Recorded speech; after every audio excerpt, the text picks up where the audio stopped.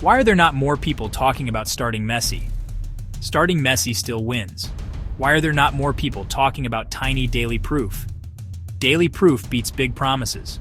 Why are there not more people talking about plans you can execute today? Step 1. Define one clear outcome. Not get fit. 20-minute workout. 5 days this week. Make it specific and measurable. Step 2.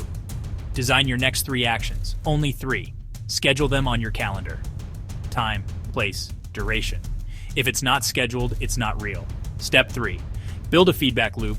End each day with a 2-minute check. What worked? What didn't?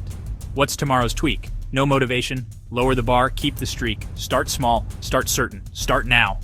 Your plan isn't a promise. It's a system you run.